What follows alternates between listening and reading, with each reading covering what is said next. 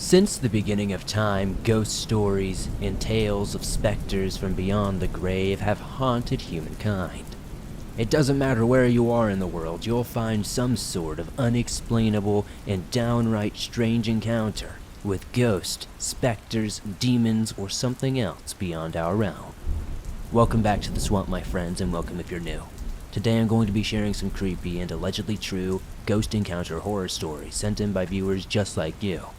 As always, if you have a story that you would like to share in a future episode, be sure to submit your story at swampdweller.net or the new Reddit we just started, r/thedarkswamp. Now, be sure to hit that like button and subscribe if you're new, and let's get into these creepy and allegedly true ghost encounter horror stories that'll freak you out tonight.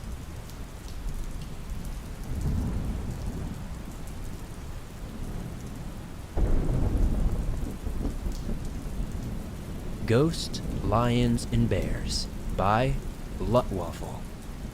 I've always had kind of an interest in the unusual. I won't get into the aspect of that if you want things to sound more true. Your mind tends to make it more accurate without it, but I'm far more a believer in the supernatural now than when I was growing up. Growing up, I always thought there was something more than life, as we know it and understand it, but I wasn't sure of what. I have only encountered 3 that I can't explain, not for a lack of trying.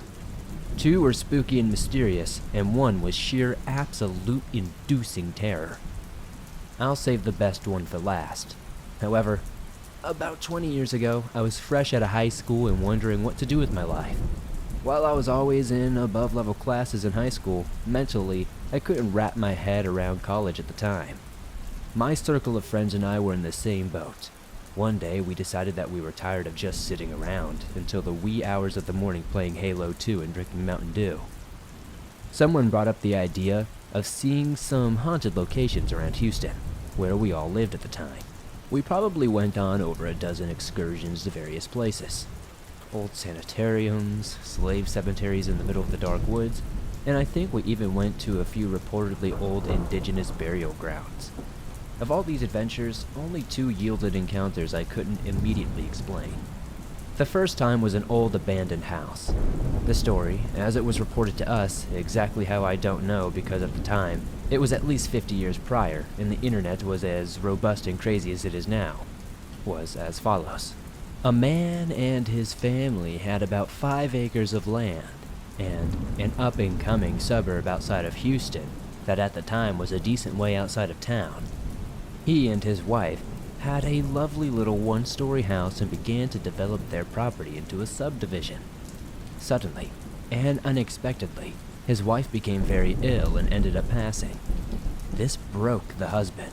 So, the night after his wife's passing, he woke up his 8 kids one by one, took them out to the pool, and drowned them before ending his own life. I've tried to look up the story, but I don't know where to start and haven't found much. But all I know is that we saw something strange when we went there. The property was now surrounded by a chain link fence and secured with a lot.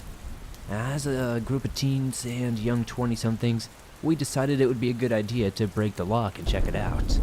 The house is in the center of the property towards the front, maybe about 200 yards from the fence line. As we walked about 100 yards towards the house, we noticed a faint glowing orange light on the other side of the property from where we entered. It looked to us like a lit cigarette. We quickly did a head count to ensure everyone with us didn't run ahead, as most of us smoked back then. We were all still together, and everyone was accounted for. Then as we turn our attention to the light, it starts moving. It looked as if someone had a lead cigarette in their hand, and they were walking, swinging their arms back and forth in a natural motion as they stepped forward. Being young and naturally still thinking we were invincible, about half of us started walking faster towards the light. We were maybe about 20 yards from intersecting the path the light was going on when it suddenly vanished. We quickly made our way back to the position that we had seen the light. When we got there, we could easily see the rim of a pool that had since been slowly filled in with earth. We all started trying to theorize and explain what the light could be. I borrowed my dad's camcorder, so we tried to get it on film. The best thing we could come up with was maybe it was a firefly. But I spent plenty of time growing up in the country, and I know what fireflies look like. They don't move in a pattern. They kind of just do their own thing for about 100 yards or so, and then blink away, and then you'll see them again a few feet away. It also happened to stop at the pool where the man supposedly drowned his children. We decided that we would still continue to explore the house. Once we got to the place, we saw that people used it to party, hang out, or whatever else. There were lots of tags and graffiti on the wall. We started poking around with our flashlight, so we came to one of the rooms in the back. I should mention that this was early fall, maybe September or October, which in this part of the state still feels pretty much like summer, like lots of the rest of the country. It wasn't oppressively hot, but it was by no means cold. We had explored every room in the one-story house until this one we entered. Immediately upon entering the room, the temperature seems to dive at least 20 or 30 degrees. I know that sounds dramatic, but we all noticed this at the same time, and without prompting, all said the same thing. Then we saw in the back corner of the room a very much tattered and dirty-looking stuffed animal. We came up with the only conclusion we could have, that this must have been one of the children's room. We all thought that was crazy and turned around and left the room. As soon as we walked through the door, the cold sensation immediately stopped. The only thing we had gone to explore after this was the basement. I might also add that it's scarce to have a basement down in this area. The stairway was enough for only a few of us to get down at a time, so I and 2 others went down first. It became apparent that the basement held about 2 or 3 feet of water. We stopped about halfway down the stairs and started looking to see what we could see with our flashlights. All the while I was recording, we all stopped and looked at each other in horror. The 3 of us could all hear what sounded like someone wading through the water. It didn't sound like something on 4 legs or something that was swimming. It sounded like someone was strolling through the water. We bolted back up the stairs, rounded everyone up rather quickly, and got the hell out of there. The ritual was that after we had been done exploring for the night, we'd meet up at my friend's apartment. I'd hook up my camera to his TV, and we would watch the tape back. We started reviewing the footage. There wasn't really much to see, and most of what we experienced didn't seem to get documented on the camera. But there's a part where you can hear us going down into the basement. Once we started hearing a sloshing sound though. We didn't notice this when we were there in the moment, but the camera caught waves of something coming from the back corner that we couldn't see in the flashlight or on the camera. That freaked us out even more, and we were all left wondering, what the heck are we seeing? What did we experience? The only other adventure that we went on where anything mysterious happened had another tragic story behind it. This was about an hour outside Houston, and in a little lakeside community called Dayton Lake Estates. A couple was building a lovely little 3-story lake house to live in. The house was probably 90% complete, and the couple could not wait to move in, so they moved in a bit early. Not long after moving in, the wife returns home one day to find her husband in their 3rd-story main bedroom in bed with the neighbor's wife. She probably loses it, grabs their gun, and shoots her husband, his mistress, and then herself. So when we got back to this house, we first noticed that it appeared to be almost finished, but not entirely. It looked like after the crime scene was cleared, no one ever got around to finishing it, and it had fallen into disrepair. We noted that every one of the windows we saw was shattered and broken out upon entering the house. Outside of the clutter of being in disrepair and probably a few other groups of teens like us using it to party, everything appeared to be how they left it on that fateful day. There was an old hoop-style oversized wicker chair in one corner. There was a console table with an old-style calculator that was probably the size of a typewriter, with a few dishes still in the cabinets. We even found a dirty clothes hamper that had bell-bottoms and disco shirts. It was like an absolute time capsule out of the 70s, when the events were rumored to have occurred. As we were making our way up to the central staircase, we started exploring the rooms as best we could, careful not to fall through the numerous holes and prominent weak areas. The 3rd floor only had 3 rooms. Only one I can guess was another bedroom, a small bathroom, and then the main bedroom where the event supposedly took place. As the cameraman and 3 or 4 others from our group, we were the only ones in the main bedroom. It was almost the same feeling as before. It was noticeably colder in that room. It was a different feeling from our first encounter, though. Breathing became more arduous as you walked into that room. I don't know. I could have just walked into a room full of asbestos for all I know, but it was noticeable. The first thing we noticed was that on the far wall, opposite where the bed would have been, there was a circular rose window. It still had every single decorative pane of glass in it. It was the only window in that house that still had any sort of, I guess, color to it. Everything was discolored from the sun, and this somehow was untouched. Even the one right below it was broken out, and scattered, and looked sun-torn. This happened right around midnight. That night there wasn't much of a moon out, and it was some sort of overcast, and it was very dark. We noticed that the window was glowing. It was faint but noticeable. We tried to explain it away as moonlight or maybe a reflection of light coming from somewhere around there. The only problem with this is that the only light that we could see was on a house about 150 yards away through a thick layer of trees. With what was essentially zero moonlight, we ruled that out as well. That and the moon was to our backs at this point. The light seemingly emanated from the window itself and pointed toward the opposite side of the road, pretty much right where the bed or the husband and mistress were murdered. At this point, everyone will be clamoring to see this discovery, and people will begin filtering in and out of the room, all reporting similar cold and breathing instances. I was filming the entire time, and we even had someone go outside with a bright flashlight and shoot it up through the window, and we could not replicate the light we saw coming off of it. I was the last one out of that room. About 30 seconds after the last person left, I shut off the camera, and we all go back in our cars and left. In our minds, it was exciting but nothing terrifying. We repeated the ritual of watching the tape upon returning to the apartment.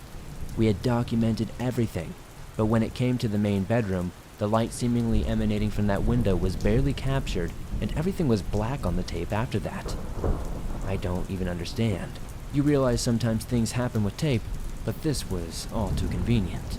You can hear my friend, who at the time was the last person in the room, say with me, "Okay man, I'm going to get out of here." He leaves and begins to walk down the stairs. I'm in this room alone for maybe about 30 seconds, like I said, and maybe 4 or 5 seconds after the last person besides me left the room, a small fuzzy green ball of light appeared on the tape. I used this camcorder, so I wasn't probably shaking it. I was all the way pressed against the opposite wall trying to capture the strange light emanating from the rose window the best I could. Suddenly, this fuzzy green dot starts moving about the room. While recording, I periodically peeked around the camera lens to ensure I didn't miss anything, and I never saw this little green fuzzy light floating around. No one was in the room with me at that time. This was before cell phones were a big thing, so people didn't carry around something that was made like that. It also seems to float around the room in an ethereal type way. That combined with the fact that the house is ancient, and anyone's footsteps in the creaking boards would have been captured by the camera. That was another head scratcher that left all of us wondering. We went out of there a couple of times before we actually gave up, and eventually ended up all kind of breaking up as a group and going our separate ways. Life happens. But those were just teasers. The natural, terrifying thing happened to me about 3 years ago before this. My family was active in Boy Scouts, and we made it a yearly summer trip to Philmont Scout Ranch. It's a fantastic and lovely area right outside of Cimarron, New Mexico, in the northern part. Right at the start of the Sangre de Cristo Mountains, because that's not ominous sounding at all or anything. There's usually a 2-year waiting list to be able to do a 14-day trek through the mountains there. But I lucked out. My dad would go to training and sometimes run training classes up there, so I got to go on a shorter 10-day trek through the mountains every summer. This is about our 3rd or 4th year going up there. The sceneries are unique, and backpacking through this area is a beautiful experience. We had left a staffed camp the day prior and would spend the night at a primitive camp. Now the ranch is set up in the western and central areas, and all the trails are marked with a mix of staffed and primitive camps. The eastern region of the farm is entirely without tracks. There are no roads, no people, no anything. Only the rangers and a select few older who are experienced scouts who are allowed to trek through this area though not many ever do, as it can be dangerous even for seasoned backpackers who go entirely off trail. It's such a big sight. We were on day 7 of our trek. We had made it as far north as we could 2 days prior and had begun the journey back to the base camp. We happened to be far east in the central part of the map. We had just come down off a mountain and we were on the easternmost trail. We couldn't believe that we made it to the areas we did, and we stayed at this awesome little area between 2 peaks that had a breathtaking view back to the west of the area. We had just come from an equally fantastic view of the wilderness area to the east. We set up camp with no issues, had dinner, and turned in early for the night. Not long after we all retired to our tents, one of our friends in the tent next to me threw up for whatever reason. It was late and we were all exhausted. The adults were already asleep, and most of us were too tired to really move. It was just the 4 of us who noticed in the tent adjacent to the guy who threw up. We all concluded that it was too late, we were exhausted, and even though it was proper procedure, we didn't feel like hiking over to the bear bag, dropping it, just to store a load of puke. We tossed the bag about 20 feet from the tent next to the tree. We all went back to bed, per usual. We were all waking up before dawn the next day to hit the trail early anyway. A little after 2 in the morning, I woke up and had to go pee. Now, apart from being lazy and exhausted from walking through the mountains, I, again, wouldn't do that the proper way and walk far like I should. I would just go outside of my tent, maybe take a few steps down the hill and, just let the river flow. This night, my plan was not any different because I did this all the time. After you hike for miles, then you can tell me about walking even further. But now, I always make a point to do this. As soon as I unzipped the tent, my nose was assaulted with a horrible odor. It smelled like death and bile mixed with sweaty gym socks. I tried my best to not overthink it initially because I knew there was a bag of puke not far away, and I was with a group of hikers who had not really showered in quite some time. I continued to climb out of my tent groggily. I just stood up and was about to take a few steps away and relieve myself on a nearby tree before I could even act. I noticed a big black mass directly in front of me, about 20 feet away. I instantly froze and my gaze was fixed on this object. Before we begin any hike, part of our initial orientation is to go over bear safety. We were all taught the do's and the don'ts of the trail regarding bears and how to avoid encounters with them. This also includes what to do if you are near a black bear at night. It's not really, unheard of for hikers to come across a black bear wandering through their camp in the middle of the night. You get loud, you get big. I start screaming like a banshee and making as much noise as possible to scare it away. Luckily, I didn't panic, and my training instantly kicked in. Very quickly, I reacted. I inhaled deeply and began screaming. Then, I froze in sheer terror. As soon as I inhaled deeply, the black mass seemed to notice, but I soon realized that its head quickly turned towards me. My gaze met the most bottomless, piercing yellow eyes I had ever seen. The moon was barely a thumbnail that night, as still low on the horizon and blocked out by numerous trees surrounding our camp, it was pitch black. Enough light to make things out, and not completely black, but it was dark. The yellow eyes seemed to glow. I'm familiar with eye shine, but these eyes seemed to be, a light that came from within. It wasn't like it was an eye shine. Instantly, as its gaze fixed directly on me, I got goosebumps, and my hair stood on end. As I stood motionless, transfixed by the glowing set of eyes locked on me, the creature began slowly standing up on its back legs. I couldn't move. I couldn't look away. Instantly, I noticed that the animal was taller than me, maybe 7 feet, perhaps maybe even more. I quickly noticed that this did not look like a bear. I've seen plenty of black bears in real life and have had several encounters with them. None as close as this outside the zoo, but I'm familiar with what a black bear looks like. This was standing fully erect, on 2 legs, and seemed to be incredibly muscular. It didn't have the same awkward slumped posture that a black bear would typically have when standing on its hind legs.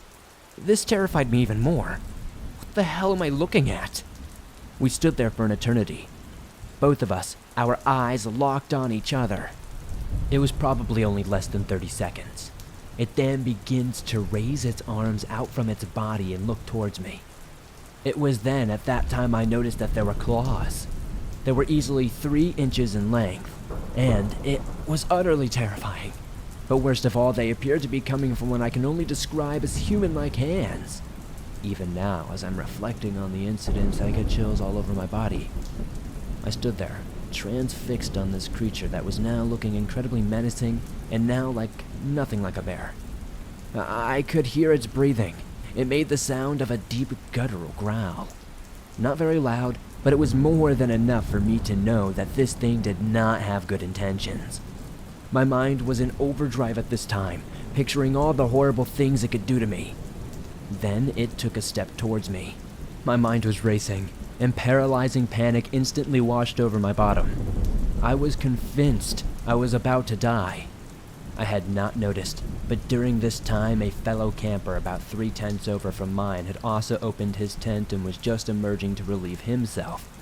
By the way, our tents were all arranged in a loose, spread-out semicircle. His tent at this point would have been looking at the creature in profile. At the same time, I was still in my terror-induced trance, fixated upon this creature. Our fellow camper that had emerged remembered his training and began jumping around and screaming. This creature paused and misstepped for a second, and began the most menacing snarl I have ever seen. Its razor-sharp teeth started to show. This ratcheted up my levels of fear to a soul-wrenching level that I didn't even know was possible. But I was also slightly relieved because the creature's attention had now begun to turn towards this new commotion. Luckily, the rest of my fellow campers instantly knew what was going on and all came out to help us. They began to join the cacophony of noise and were all screaming, yelling, and making absolute barbaric noises to scare off this perceived bear. The last person to emerge from their tents was one of the adults with us. He had brought out an air horn for such an occasion. The next thing I knew, the air horn's deafening blast shattered the moment. The creature suddenly confronted the rest of our crew, and he's a sudden outburst of activity let out a vocalization that I have never, ever, will ever forget. The best I can describe it was like a cross between a lion's roar, a wolf's howl, and a person screaming the noise, all at the same time. It then turned away from the camp and began sprinting away at a speed I have never ever seen. At first, it was on 2 legs, and then after about 20 or 30 yards, it dropped to all 4. The crew continued making noise for quite some time until we saw the creature disappear into the woods entirely. Everyone was checking on each other and making sure everyone else was okay. I was still pretty much dumbfounded from the encounter. Then slowly we began to check our camp.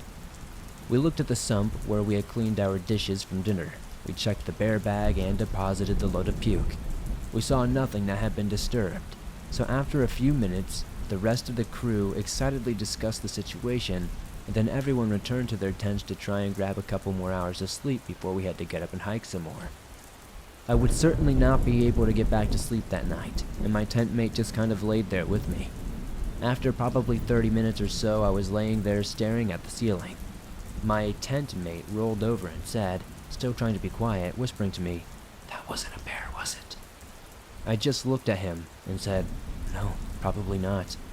Then we just lay there in silence for the rest of the night. After we got up that morning, we ate breakfast and broke camp as usual.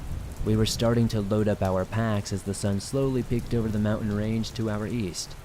Everyone was going about their business, but also, at the same time, looking for any evidence of what had transpired the night before.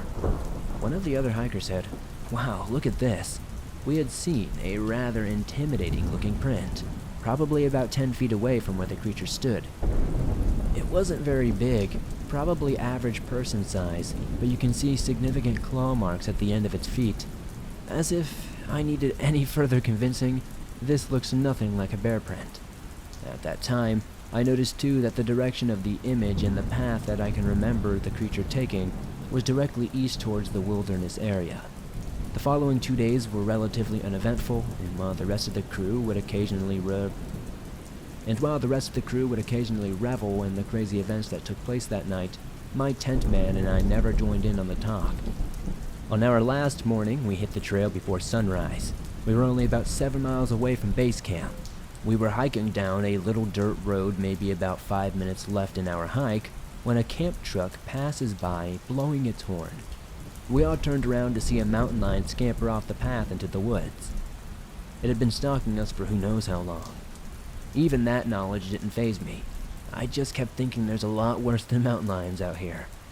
After a 9-base camp bombarded our buses for 2 days for a ride home, we returned, and our encounter with whatever that creature was basically put into the back of our minds. I'll never be able to really explain what we encountered that night, but I hope you enjoyed my encounters with the paranormal.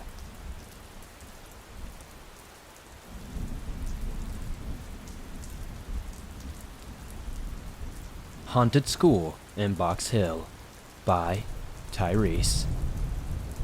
I would like to remain anonymous for obvious reasons, but you can call me Tyreece for the story's sake. I'm a 15-year-old boy from Melbourne, Australia. I love the outdoors, such as biking and scootering and bushwhacking and hiking and all that good stuff. I'm an absolute sucker for urban exploration, though. Before I get into the story, I would like to say that I'm sorry for what I did, and while nobody was hurt, it still wasn't safe and it wasn't good in any way, shape, or form. The story starts on the 15th of May 2022. I searched an abandoned building in a facility in Melbourne when I came across a school in Box Hill. It had been left for years, so my mates and I hopped on the train, and then from the train station using Google Maps, we rode our bikes down the street to a patch of land with a huge basketball court at the back of the school. From there, we hid our bikes and snuck through a hole in the mesh fence.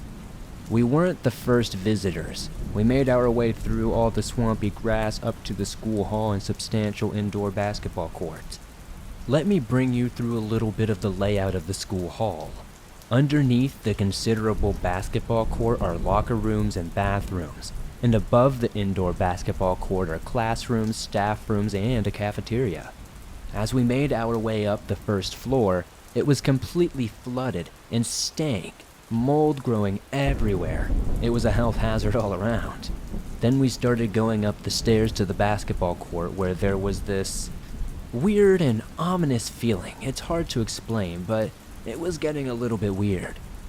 Now, there were dozens and dozens of Asian tea bottles scattered everywhere over the basketball court. Then we walked across to a set of doors in the cafeteria, and when we went in, it just stank like death and rotten meat. And there was all this weird liquid on the cafeteria floor that looked like old blood or something of the sort. So I didn't stick around to find out what it was for very long.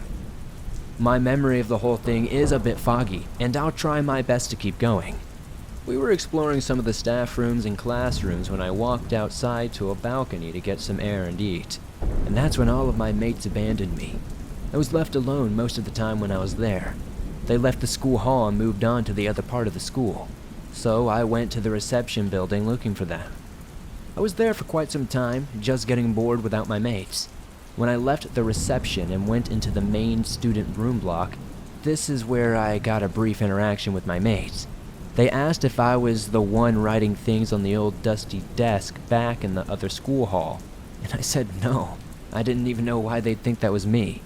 They told me they found very fresh writing on the desk at the school hall that definitely wasn't there before, and I think I said something along the lines of, "That's a bit sus, man, I don't know. It definitely wasn't me though." And then they ran off and didn't think much of it. Once again, there are a lot of blurs looking back on this. I don't remember precisely when, but one of my mates and I found each other again, and were looking in the same direction when we were chatting, and had seen a white mass go straight past a doorway in front of us. We checked it out and asked if anyone was there, and didn't find anything. So we kept going, but on high alert, knowing we had just seen a ghost.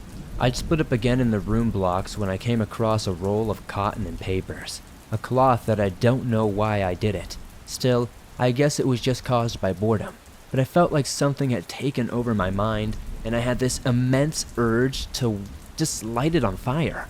So that's precisely what I did. I lit it up and walked off as nothing had happened. A little while later, the fire started getting out of hand, and I snapped back into the reality and came in to ram it and try to put it out. Still, nothing would work.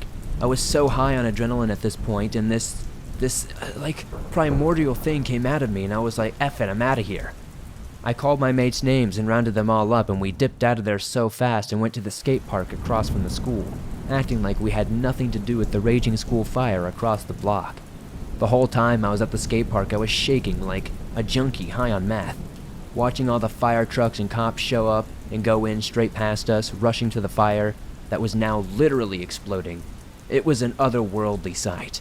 We all went home that night as if nothing had ever happened, and I just feel bad. Even though nobody got hurt, and now that haunted and downright strange and dangerous building is gone, I just feel like I did something terrible, and I know I did something terrible. But perhaps there's more to what actually happened. What do you guys think was roaming the halls of that school?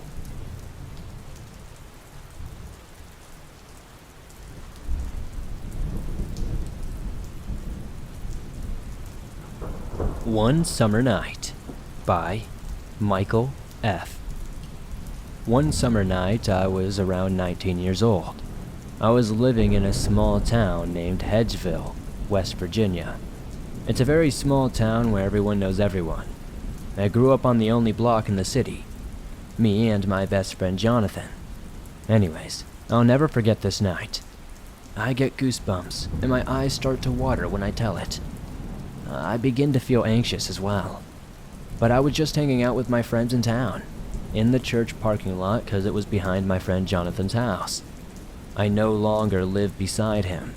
I ended up moving to Allensville Road, so I had to walk about 1.5 miles to get there to hang out with my friends. I've made this walk 1,000 times, but this night would be different. It was insanely quiet. Now once you pass the middle school and go around the curve, it gets dark because there isn't much light unless the moon is out, and it was a full moon this night. Anyway, I looked over my shoulder multiple times that night. I was having weird feelings, like something was different. It just was weird. Anyway, I make it to Allensville Road. I think I'm almost there. I make it around the first turn and it goes into a holler, and I get to the part where you can look left and see in this field, and I heard a bunch of branches breaking. I looked over and watched, and what I saw freaked me out so bad. I saw something jump out of a tree into the air and shot up into the night sky. It looked like it was about 7 to 8 feet long, with a wingspan of 6 feet or more. It was flying right over me. It had yellow eyes that pierced my soul. It felt like as it was flapping its wings, I could hear the noise it was making. I ran as fast as possible, and it chased me the rest of the way home. I make it home, I go inside and tell my girlfriend at the time what happened. I kid you not, 20 minutes later as we're lying in bed, the trailer we lived in at the time sat about 5 feet off the ground. There is only one tree in the back side. For about 5 minutes we could hear scraping sounds across the side of the trailer. I truly think it was the Mothman, but I've only ever really heard these stories from the Point Pleasant area. This was a bit more humanoid though. I don't even know how to explain it. Has anybody else in the swamp ever experienced this?